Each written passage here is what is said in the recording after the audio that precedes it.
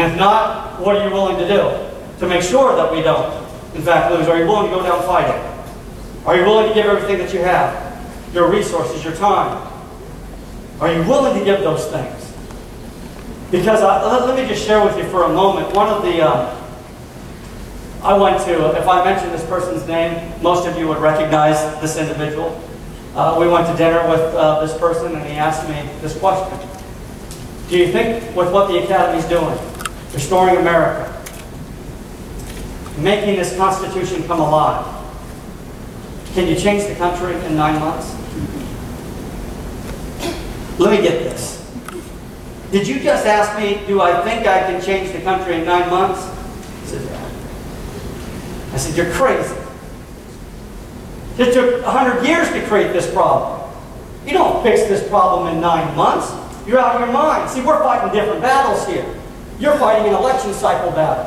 I'm fighting a battle for the hearts and minds of Americans. Because that's how this thing is going to be fixed. It's not getting caught up in these day-to-day battles leading up to the election, although important. The more important battle going on in this country is literally for the hearts and minds of Americans to understand what it means to be free and why we have a Constitution in place. And how that Constitution is designed to protect freedom. How it's designed to limit government. How it's designed to stop tyranny. Right? But we don't understand these things. And so I will tell you, we've seen incredible progress. In fact, when we travel outside of Arizona, people love hearing about what's going on in Arizona. When we tell them what's going on, they're overwhelmed. How do we do this? It's just one person at a time. Because you asked the question earlier about getting into the schools. Right? We're working closely with the superintendent of schools, John Huppenthal. We've met with him. He's doing some fabulous things to make big things happen. He's brought individuals in that are being trained to go in and teach the teachers. There are things going on. But it doesn't happen overnight. It's one day at a time. It's committed people like you that are willing to link arms for the cause of freedom. So now here we go. We've got a great battle that needs to be fought. What are the essential components of good government? What must exist for purposes of carrying out good government? What are your thoughts on this? Yes. Upholding the laws. What do you mean by upholding the laws? Because we got a lot of bad laws on the books too. Oh gosh, I didn't mean to do this. Well, there are a lot of laws in place that they're just not upholding. Yes. One thing is illegal immigrants. I'm sorry. Our borders should be closed to only legal people who go through the system. So we need to enforce that, absolutely. We need to start enforcing laws that are on the books. Yes. Absolutely. That's only one. Yeah, that's one.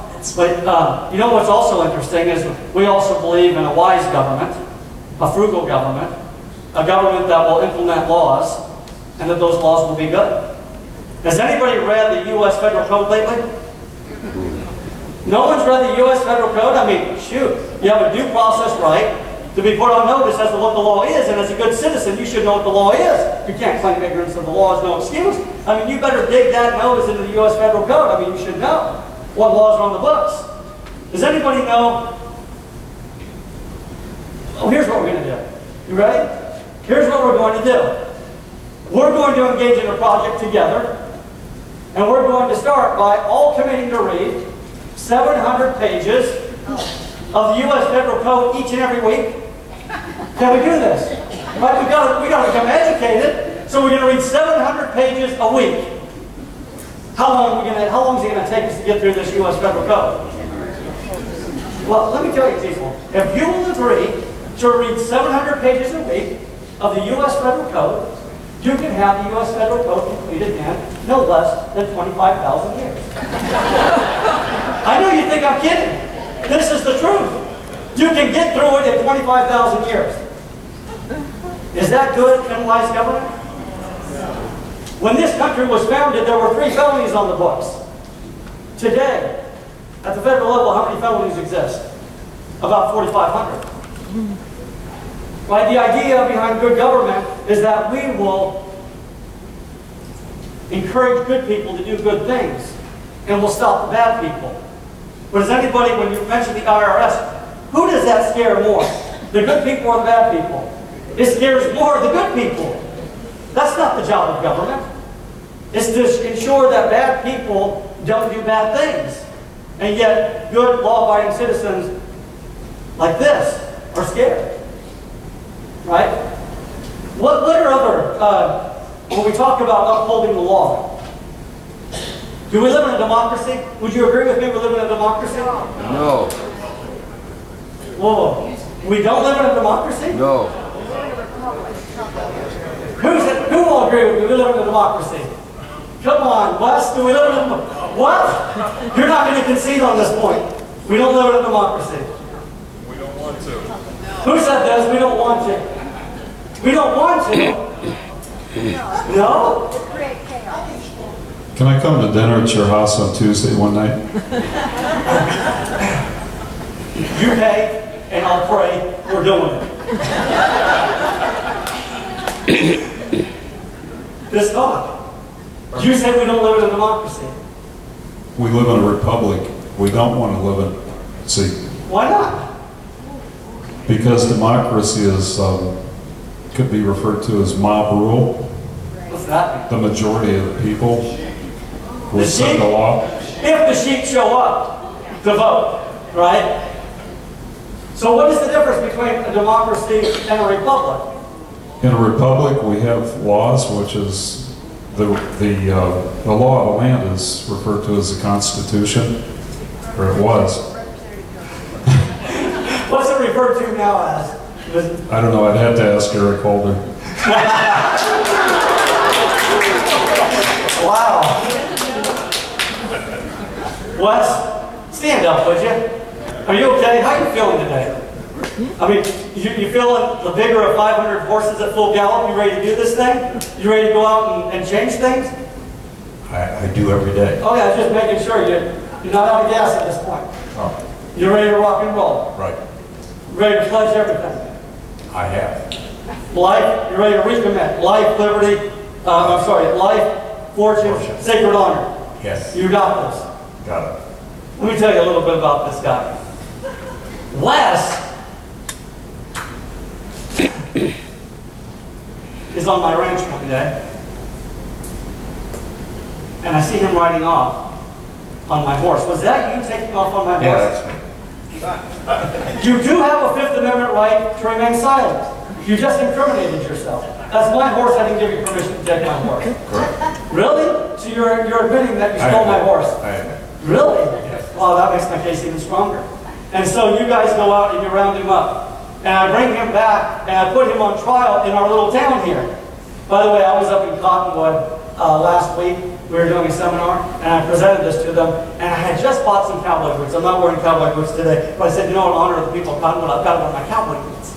Right? All these guys are cowboys up here. I want to fit in. So I buy the cowboy boots and I bring up one of the guys like Wes here and I start telling them about how he stole my horse. And he looked at the boots and he said, there's no way in the world you have a horse. Your boots are way too clean. I was like, you've got to be kidding me. So anyways, he takes off, and what happens? You guys round him up. In fact, Steve, he's back there.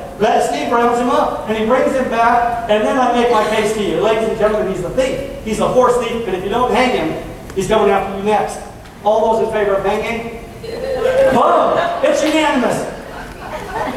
There's mob rule. That's tyranny. Right? That is the very thing that we should seek to do away with. As opposed to this. Did you have anything you want to say in your defense before you're hung? No, I want to talk to everybody who saw me steal the horse. So are you mandating certain rights outlined in the Constitution? Absolutely. What rights? My rights to confront my accusers. Really? You have a right there? I do. You know where that's at? Yeah, Come on, Wes. Where is this found in the Constitution? it's in the Bill of Rights. So well, we listen to you. It is in the Bill of Rights. And where in the Bill of Rights is this? Fourth Amendment. Sixth Amendment. Sixth Amendment. A lot of fun. Well, so watch this. Wes, that is mob rule. That's not the type of government that we subscribe to. That's democracy. That's democracy. In a society of a republic, what happens? We bring him back, I make my case, and I say, hang him. All those in favor of hanging him, raise your hand. But who shows up? Van. Van shows up way back here. Look at him. Van shows up and he says, you can't hang Wes. Oh, yeah. I like this sheriff. Go ahead and hang him. I don't like Wes. Of course, that would be a government that would not be endorsed under our Constitution. Just relax. So here's what happens. Van says, you can't come in and hang this man. He has rights. He has a right to a fair trial. He has a right to a public trial. He has a right to a speedy trial. He has a right to hear the allegations you're making against him. And as he asserted, he has the right to confront any of his accusers. And guess what he also has a right to do? He also has a right to compel his own witnesses to come in and testify on his behalf. And he has a right to remain silent. And that silence cannot be used against him.